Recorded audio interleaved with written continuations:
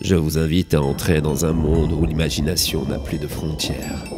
Ici, plus rien n'est rationnel et le quotidien côtoie l'extraordinaire.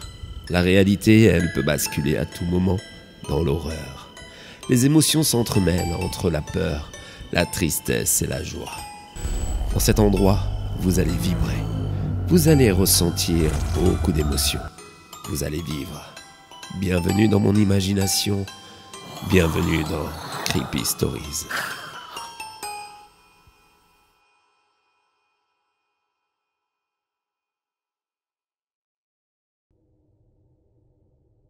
J'ai toujours été fasciné par le surnaturel, le paranormal.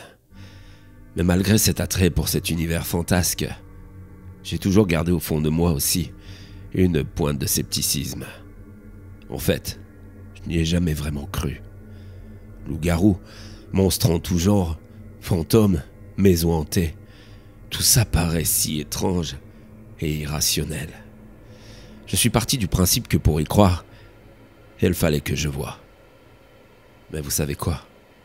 Aujourd'hui je vois, et je peux vous assurer que j'aurais dû m'en abstenir.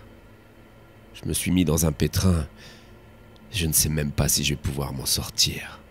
Alors, tu y crois maintenant? C'est quand même dommage. Si tu avais été moins naïf, tu ne te serais jamais mis en danger. Mais maintenant, c'est trop tard. Pour se confronter aux forces obscures, aux étrangetés de ce monde, ce n'est pas vraiment facile. Les cryptides, les endroits maudits ne courent pas les rues. Ils sont plutôt rares. J'ai commencé par chercher les pseudo-maisons réputées hantées dans ma région. Et Dieu sait si elles étaient peu nombreuses. La seule que j'ai voulu aller voir se trouvait à quelques kilomètres de chez moi. Mais pour une demeure invivable, elle était habitée par des gens, un peu excédés de voir des idiots comme moi sonner à leur porte. Et ils me l'ont d'ailleurs bien fait comprendre, je n'étais pas le bienvenu. J'ai voulu aussi faire un peu d'urbex, dans une forêt près de chez moi, où jadis, il y a des siècles, vivait une soi-disant sorcière. Je me suis rendu le soir, à la nuit tombée. Et tout ce que j'y ai trouvé, c'était un couple d'hommes, en train de se faire du bien. L'endroit était apparemment réputé pour ce genre de rencontres. Je me suis alors rabattu sur une planche de Ouija, achetée dans une boutique ésotérique du Vieux-Lille. Mais j'ai dû sûrement mal m'y prendre. En une dizaine de séances, je ne suis rentré en contact avec aucun esprit. À croire qu'ils ne sont pas intéressés par ma personne. Bref, c'était pas fameux toutes ces expériences. Et du coup, ça m'a calmé. C'est toi qui es venu me chercher. C'est toi qui as voulu jouer avec moi. Pourtant, tu savais. Alors, ne te cache pas. Viens me retrouver et jouons. À force d'échecs, j'avais quelque peu abandonné l'idée de me prouver que toutes ces croyances existaient bel et bien. Quand soudain le hasard a bien fait les choses. Je suis tombé sur un article sur internet qui relatait les aventures de personnes attaquées par une poupée hantée. Elles avaient acheté ce que l'on appelle une haunted doll, trouvée sur eBay, en 2017. Ce marché était florissant. Les Américains raffolaient de ces soi-disant objets hantés. Bon nombre d'entre eux passaient leur temps à filmer ces poupées, espérant les voir bouger toutes seules. Plein de vidéos virales ont été tournées là-dessus d'ailleurs, et ont atterri sur YouTube. Mais bon nombre s'avéraient être de parfaits fakes, à une ou deux exceptions prêtes. Ça m'a mis la puce à l'oreille. Et si je m'en achetais une? Après tout, qui n'essaye rien à rien? J'ai donc commencé à en chercher une.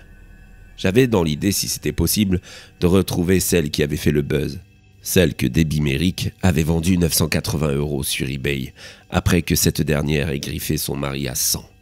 Les propriétaires suivants n'ont jamais gardé longtemps la poupée tant elle semblait dangereuse. Et cette dernière s'est retrouvée très souvent sur des sites marchands, pour disparaître à jamais. J'en ai effectué des recherches plus spécifiques, et aussi dingue que cela puisse paraître, j'ai fini par la retrouver sur le dark web. Tu sais ce dont je suis capable. Et pourtant, tu m'as voulu chez toi. Tu sais que tu seras ma troisième victime. Mais ne t'inquiète pas, je vais te donner une mort à la hauteur de tes espérances. Elle y était en vente, avec un étrange avertissement et son historique. Le mec anonyme qui la vendait expliqua qu'il s'en débarrassait après qu'elle ait tué son chat en lui ouvrant le corps sur toute la longueur. Il la détenait dans une cage, après l'avoir maîtrisée non sans mal. Elle me serait livrée à ma porte, avec la cage et aussi son parcours de meurtrière. Car oui, celle-ci, au même titre que le célèbre Chucky, était une criminelle. Sans vraiment réfléchir aux conséquences de mon acte, j'ai payé. Et 3 jours après, on sonnait à ma porte. Devant cette dernière se trouvait une boîte en bois avec un mot. Tu trouveras ce que t'as acheté. N'oublie pas qu'elle est très dangereuse. Réfère-toi à son parcours récent que je t'ai laissé et méfie-toi d'elle.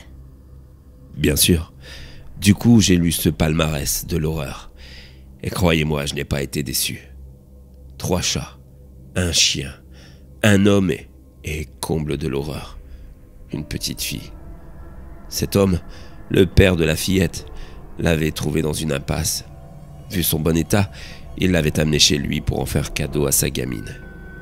Très vite, cette dernière lui fit part des déplacements étranges de la poupée.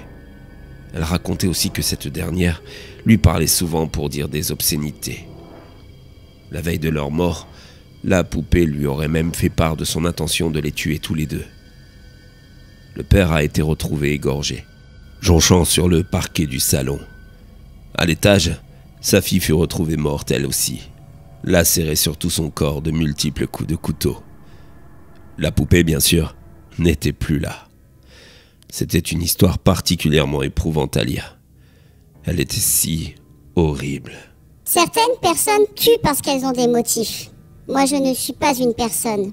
Je suis une poupée maléfique. Et je tue pour le plaisir. C'est bizarre.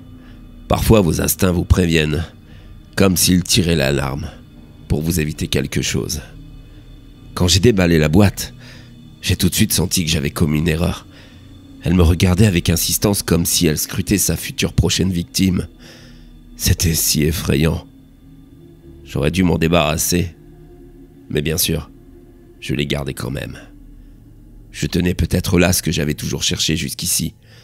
La preuve de l'existence du paranormal, du surnaturel. La nuit qui a suivi fut terrifiante. Pourtant, en soirée, cette dernière s'était tenue calme. Mais dans la nuit, elle s'est déchaînée. Des cris, des bruits de coups dans sa boîte qu'elle frappait comme pour en sortir. Je ne pouvais plus le nier. Le surnaturel, les poupées hantées existaient bien. Après une courte nuit, je décidai le lendemain matin de tirer tout ça au clair. Tu vas payer pour ce que tu m'as fait. Je vais te faire la même chose en pire. La souffrance. Amène la souffrance. Le lendemain matin, plus exactement hier, je l'ai attrapé très rapidement et je l'ai sorti de la boîte. Puis je l'ai emmenée dans mon atelier et je l'ai serrée dans mon étau. Elle ne pouvait plus bouger. Je l'ai alors observée, se débattre en vain. Je voyais ce petit être de porcelaine bouger, m'insulter. Mais ça m'était égal. J'étais bien décidé à comprendre et à voir ce qu'elle était réellement. Avec un marteau, j'ai brisé son faciès de porcelaine et en dessous, j'y ai découvert une horreur. Un visage humain de petite taille, dépourvu de peau. Ses yeux globuleux sortaient presque de leur orbite. C'était si effrayant. C'est là que j'ai merdé. J'ai reculé par peur et je l'ai vue se mettre dans une rage folle. Elle s'est tellement débattue qu'elle a réussi à se défaire de l'étreinte de mon étau. Elle s'est alors sauvée pour se cacher en hurlant. Tu vas payer pour n'avoir pas respecté le petit être vivant que je suis. Je vais te tuer, te défigurer et te dépecer. Très vite, elle a filé dans la cuisine et elle a pris mon couteau le plus grand et le plus coupant. Elle a aussi fermé les issues de la maison, la porte d'entrée et celle du garage. Puis avec un esprit malin, vif, elle a coupé les plombs. Elle a aussi détruit mon portable qui traînait dans le salon et le téléphone fixe, me laissant là, dans le noir le plus complet. J'ai bien sûr essayé de me sauver. Et là, avec la plus grande des cruautés, elle m'a sectionné les 2 tendons de mes chevilles. Depuis, J'essaye de stopper le sang. Mais je ne tiens plus debout. Je me suis traîné jusqu'à ma chambre. Et là, je m'éclaire juste avec mon seul briquet. Je sais à présent que le mal existe. Que dans cette maudite poupée, il y a une âme sombre, noire, celle d'une psychopathe. Je ne suis pas sûr de pouvoir m'en sortir. Finalement, la curiosité est un vilain défaut. Le surnaturel existe, mais il vaut mieux ne pas s'y frotter.